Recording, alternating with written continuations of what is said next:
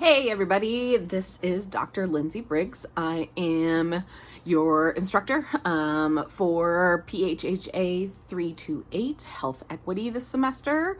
This is just an intro overview video that's going to give you the background sort of how this class works and where we're going to go from here. So it's a little on the long side, but bear with me, it has all the important information that you may need in it. I also have a PowerPoint slide set up that has the information in a written form in case that is helpful to you as well. My first thing that I always like to do in a class is to acknowledge the tribal grounds that we live on. The original people of Chico, where Chico State sits, are the PHHA people. Without the PHHA people, we wouldn't even be here. John Bidwell discovered the city of Chico when really he came and conquered and pushed out the native peoples of this land. We've worked on trying to heal and repair relationships with the PHHA people. We are very invested in tribal relations at Chico State, and so for me it's always important that we just acknowledge at the start of every semester that the land that we sit on is PHHA land, and that if we hadn't had the fortune of continuing to be here, we wouldn't even be here at Chico State. Okay? So a warning and disclaimer, this is a really emotionally challenging class. I'm going to ask you to do a lot of thinking and reflecting and examining different sort of things. A lot of the stuff that we talk about is going to be upsetting because injustice and unfairness and sort of examining stereotypes and ways in which the world is unfair is oftentimes really upsetting. Some of these things might be triggering to you, especially if you're part of a marginalized group. My goal is never to traumatize you, because traumatized people don't learn. However, it is also important to me that you work through the material even when it's hard. And so that's going to require us to work together. And so if there are things that are particularly upsetting to you that you need help with, please feel free to reach out to me and we'll figure out how we can make some accommodations for you so that you can get through the material without getting re-traumatized. Again, re-traumatize is not my goal. Learning and dealing with hard issues absolutely is. I'm always happy to work on one-on-one solutions if you need one. Okay? So a little bit about me professionally. My name is Dr. Lindsay Briggs. I have a PhD in health behavior, which is a public health degree from the Indiana University School of Public Health. I focus specifically in sexual health with a secondary focus in mental and emotional health and health disparities. And so these classes that I teach are really in my wheelhouse of things that I find important. I also have a master's degree in public health, which is a professional degree from the Indiana University School of Medicine. It was a clinical degree, and so we did most of our practice and our education within clinical settings. And so if anybody has questions about grad school, I'm always happy to help talk about that and talk through different sort of options. Finally, I have a BA in International Studies and International Politics and Asian Studies. I went to a hippie liberal school and wanted to study something cool, and so that's what I did. It doesn't have direct access and links to my current work, but a lot of the work and stuff that I do in terms of diversity and disparities comes from my background in studying different cultures and other sort of things. I've been working in public health professionally for 15 years in a variety of capacities, both nonprofit, government related, as well as academia. And so I speak from a position of having lots of experience from a lot of different backgrounds.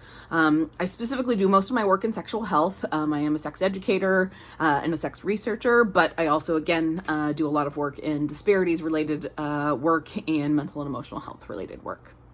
I do a lot of work in Africa. I did my dissertation in Africa, and I do a lot of work in Africa. I've been to Africa, various locations, 11 or 12 times over the past 14 years. And so I bring that sort of cultural competency in my background as well.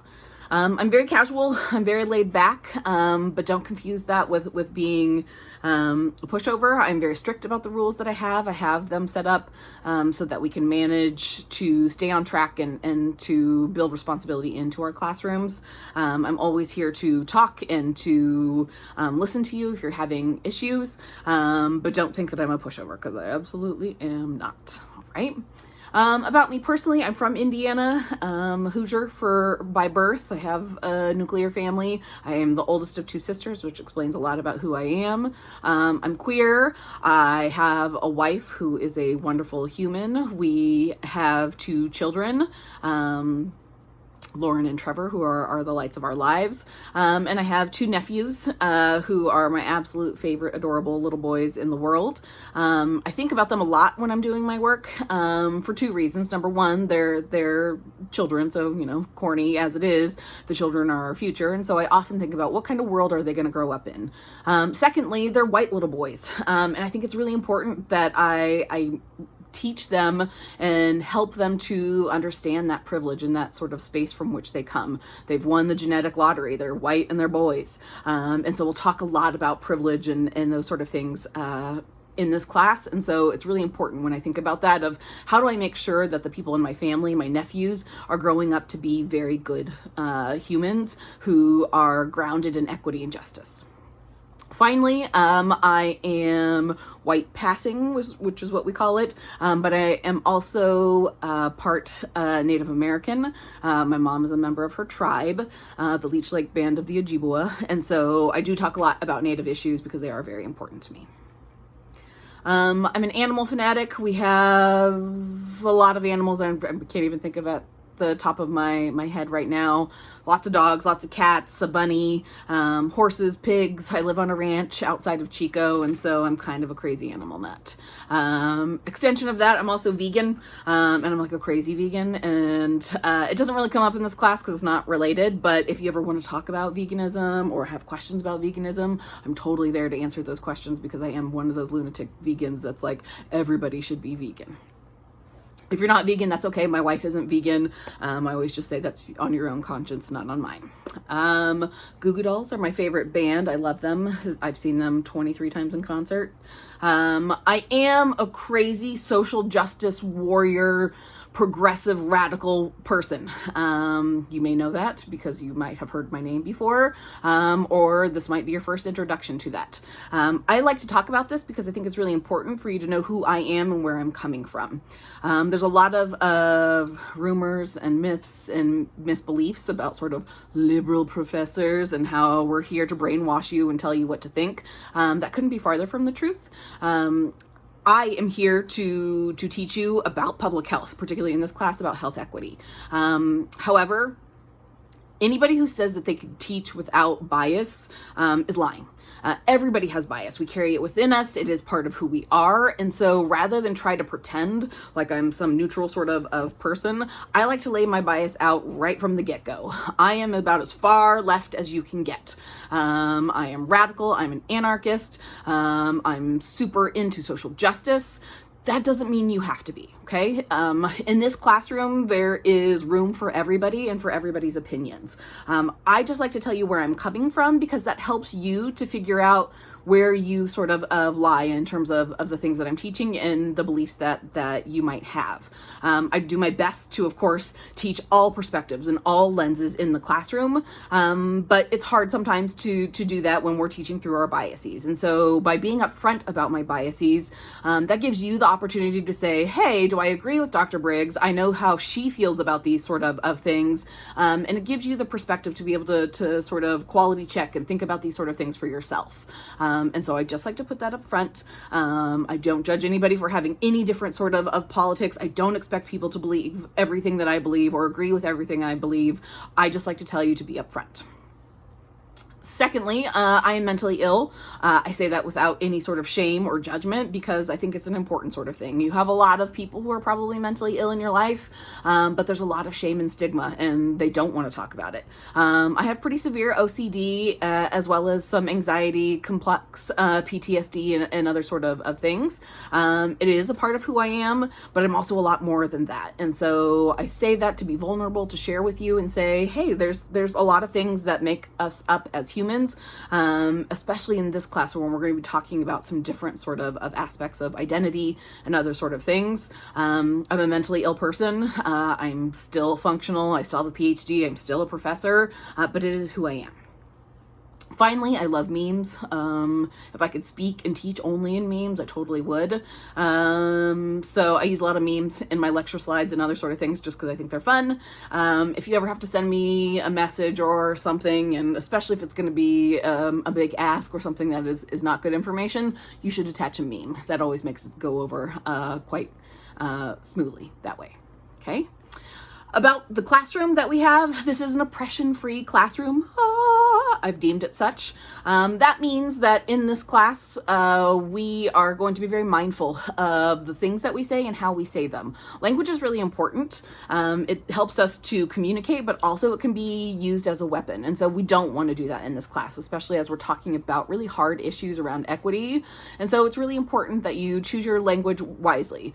If I stop and correct you for using some sort of word that is harmful or hurtful to other people, I'm not attacking you. It's not a personal sort of thing. I'm just helping you to create a language that is more inclusive and is less hurtful to the people around you. That being said, we value all diversity in this classroom. So oftentimes when people think of diversity, they think of race, ethnicity, which is of course a part of diversity, but also religious beliefs are part of our diversity. Our sexual identities, our orientations, our gender presentations, our physical and mental abilities, our age, our sexual experiences, our political stances, our cultures, size diversity are all things that are really important. So again, I want you to come as a total whole person in whatever sort of way that looks. It doesn't have to be something that looks like me or looks like other people in this classroom. It's important for us to come as our whole selves because everybody's diversity is valued in this classroom. So the most important class guidelines for this class is to behave as an adult. Again, we're going to talk about a lot of serious and kind of uncomfortable stuff. As long as we handle it as adults with maturity and are in the goal of learning, then we're going to be okay. I'll treat you as an adult. I will never treat you as a kid or as somebody who is less than. And I expect you to do the same for both me and for your fellow classmates. We want to create a relaxed and safe atmosphere where everybody feels comfortable sharing and feels comfortable asking questions, even about really hard stuff that we're going to go through this semester, talking about privilege and ignorance and bias and all those sort of things. I want everyone to feel safe and to know that they are able to ask any questions or to express anything that they feel, so long as they're not hurting anybody else. Okay. And so I welcome all of your beliefs and values and ideas. Okay, we just have to respect each other, respect yourself, respect your classmates, respect me, and we're all going to get along well. You always have a right to pass. I always like to say this on the first day, to say, I would never ask you to do anything that would make you inherently uncomfortable. I'm going to ask you to examine stuff. I'm going to ask you to produce work because that's how we do in education.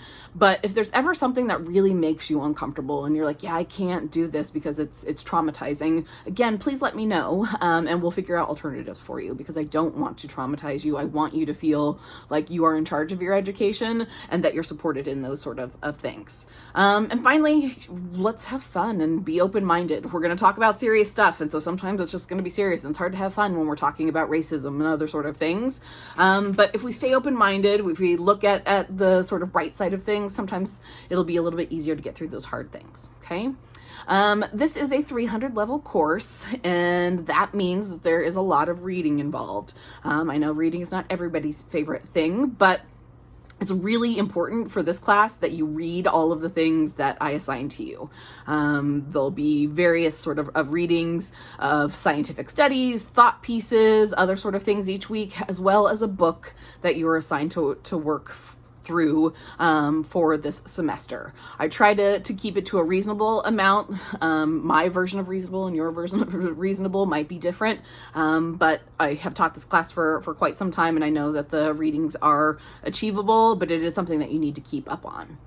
That being said, we don't have a textbook. You're welcome, because textbook companies are a racket and a scheme. The majority of the readings that you'll have for this class are free. They're from open access journals. They are widely available through our library. I've saved PDF copies for you throughout the semester. There is only one book that you need to purchase for this class, and that is Jonathan Kozel's Fire in the Ashes. It is a nonfiction book that talks about sort of issues of inequity and poverty in a certain segment of people living in New York City.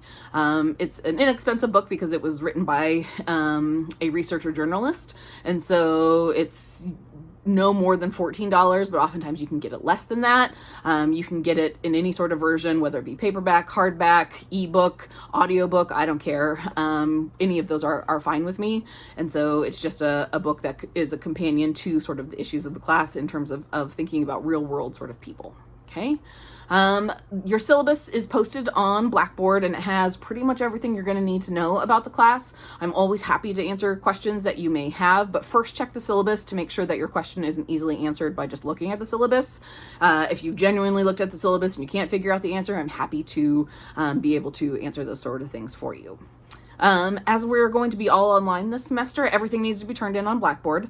So that should be fairly sort of obvious. We're not going to see each other except for in a virtual sort of world.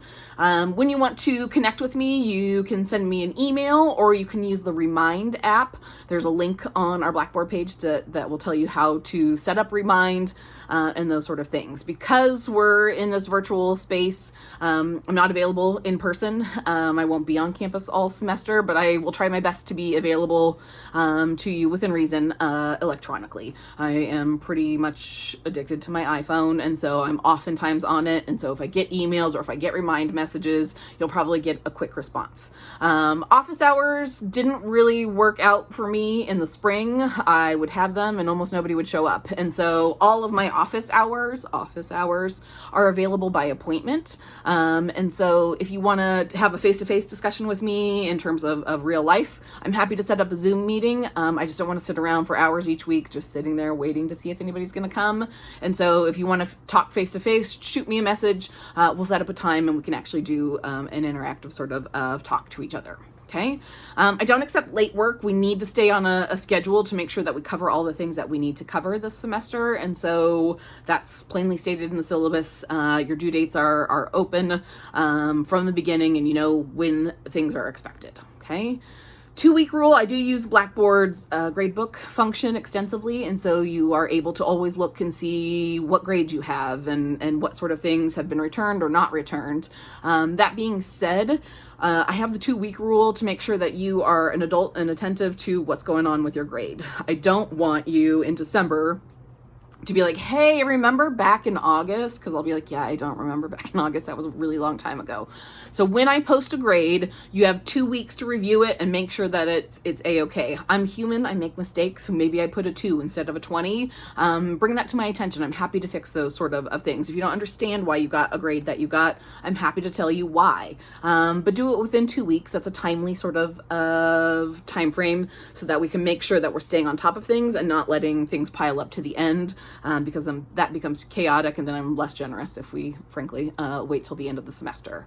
This is an asynchronous class, meaning we will not be meeting at a certain time. We don't all get together for a Zoom chat, partially because I don't like those, and other partially is because I live in the country and our internet connection is not super stable, and so it's frustrating to do a Zoom lecture. And so you'll have video lectures from me like this, but you don't have to watch it at any particular time. You don't have to log in at any particular time. You'll have stuff that is due every week, which you can see on the syllabus, and that you're required to do, but it is at your leisure within a reasonable sort of time frame. So you don't have to do Mondays at 9, or you can do whatever sort of time works best for you.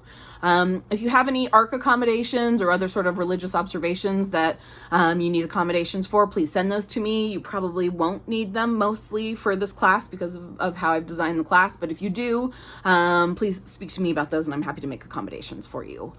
Finally, academic integrity is the most important issue for me.